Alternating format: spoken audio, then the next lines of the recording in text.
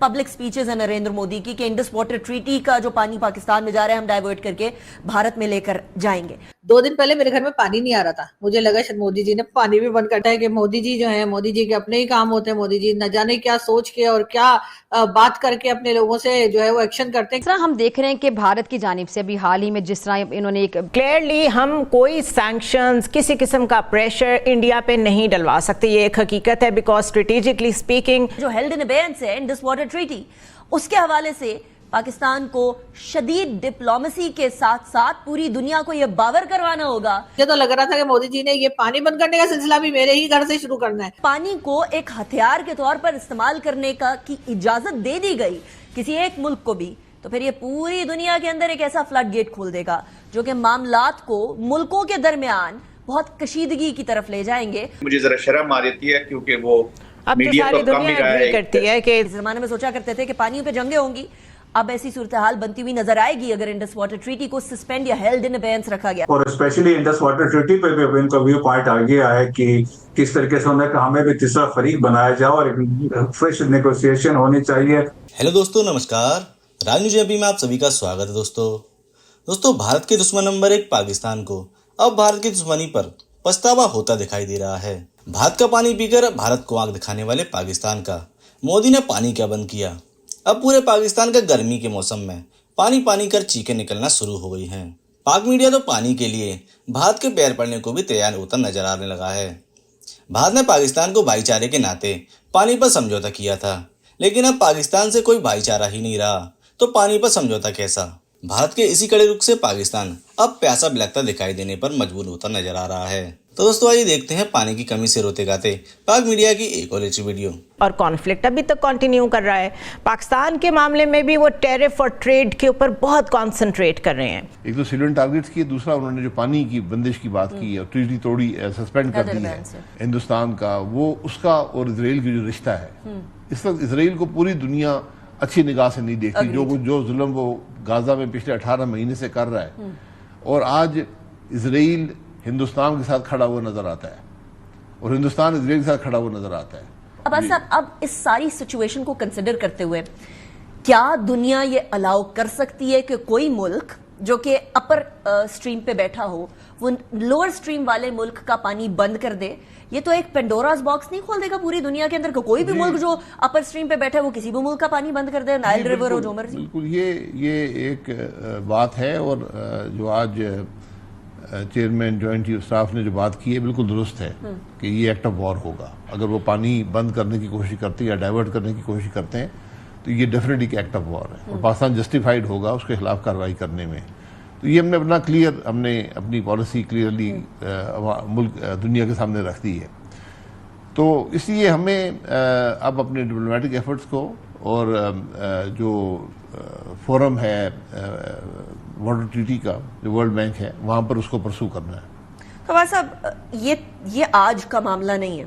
This has been going on for a long time and I've heard it from the horse's mouth کہ 2021 کے اندر ہی Indus water treaty کا معاملہ شروع ہو گیا تھا، اور اس سے پہلے 2016 اور 2019 کے اندر پبلک سپیچز ہیں نریندر مودی کی کہ انڈس واٹر ٹریٹی کا جو پانی پاکستان میں جا رہا ہے ہم ڈائیورٹ کر کے بھارت میں لے کر جائیں گے. اب شارٹ ٹرم میں تو یہ پاسبل نہیں ہے، لیکن میڈیم ٹرم لانگ ٹرم کے اندر اگر بھارت یہ کوشش کرتا ہے اور ہم نے اس کو ایکٹ آف وار ڈکلیئر کر دی ہے تو how far do you think کہ پاکستان جائے گا ڈپلومیٹک سطح کے اوپر اور لا فیئر کے علاوہ وار فیئر میں اس معاملے پر؟ نہیں، آپ نے دیکھیں جو لا فیئر ہے وہ تو آپ نے لڑائی لڑنی ہے نا، ایبسلیوٹلی، کیونکہ وہ تو اس میں جو موقف ہے آپ کے حق میں ہے، جو قانون ہے وہ آپ کے حق میں ہے، اس میں کوئی دو رائے نہیں ہے.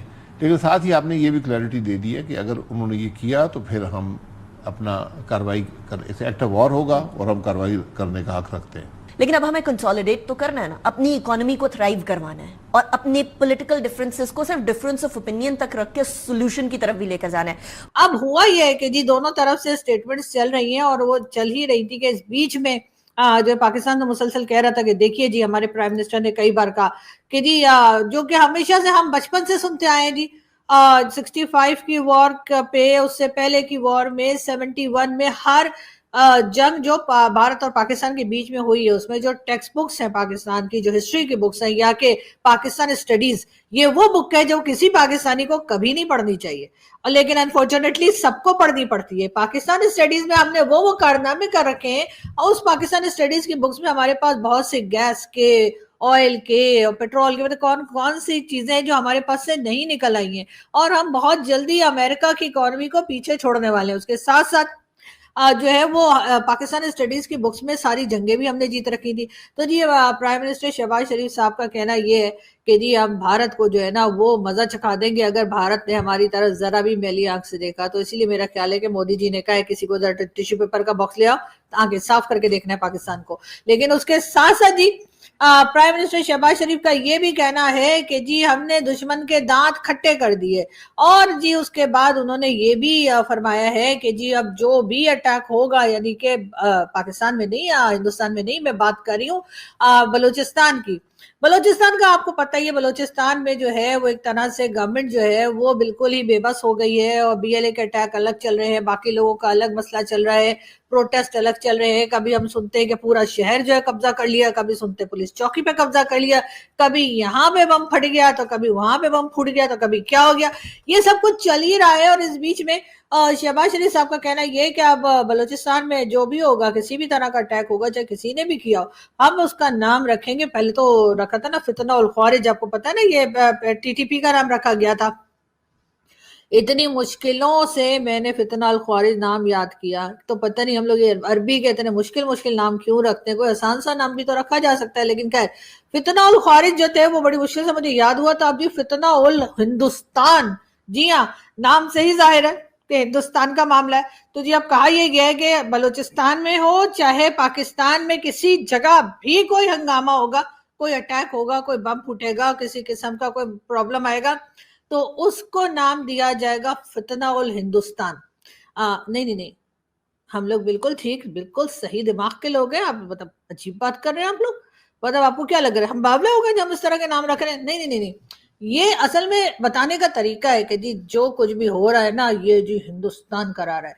ये बात हम पाकिस्तान बनने से लेकर अभी तक बता रहे हैं, और उस बीच में हम जो कुछ कर रहे हैं वो हम नहीं बता रहे। लेकिन खैर बात ये हुई है कि जी अब प्राइम मिनिस्टर ने कह दिया, तो जैसे मैंने आपसे कहा, जब वो कह देते हैं तो वो खुद की भी नहीं सुनते और उनकी कोई और भी नहीं सुनता। लेकिन खैर एक अलग बात है वो। मगर बात सारी ये कि जी अब कहा ये गया है कि जी अब पाकिस्तान में या बलूचिस्तान में और किसी जगह भी कोई भी जरा सा भी कोई अटैक हुआ, हंगामा हुआ, कुछ हुआ, तो उसका नाम होगा फितना उल हिंदुस्तान। ठीक है, तो इस तरीके से होगा ये कि लोग समझेंगे कि ओ ये तो हिंदुस्तान कर रहा है ना, यहाँ तो कोई प्रोटेस्ट नहीं हो रहा। नहीं, बलूचिस्तान में तो कोई मिसिंग पर्सन्स का इशू नहीं है। बलूचिस्तान में तो डॉक्टर मारंग बलोच कुछ भी नहीं कह रही हैं, और ना ही वहाँ के लोग जो हैं वो नाराज हैं पाकिस्तान से, ना ही वहाँ के लोग कह रहे हैं हमारे लोगों को लेकर आओ जो मिसिंग पर्सन है, ना ही वो ये कह रहे हैं कि हमारे मिनरल्स और दूसरी चीजें जो बलूचिस्तान से निकलती हैं वो आप चाइना को क्यों बेच रहे हैं, या वो आप उठाकर पंजाब और दूसरे इलाकों में क्यों ले जाते हैं। नहीं, ऐसा कुछ नहीं कह रहे। वो ये भी नहीं कह रहे कि जी हम इतने गरीब क्यों हैं, बाकी की कंट्री इतनी अमीर क्यों है, या फिर कह लीजिए कि पंजाब और बाकी जो मेन सिटीज हैं वहीं पर पैसा क्यों है, बाकी बलूचिस्तान के हालात इतने खराब क्यों हैं, वहां पे गुर्बत क्यों है, वहां एजुकेशन क्यों नहीं, मतलब ये सारी चीजें वो नहीं कह रहे।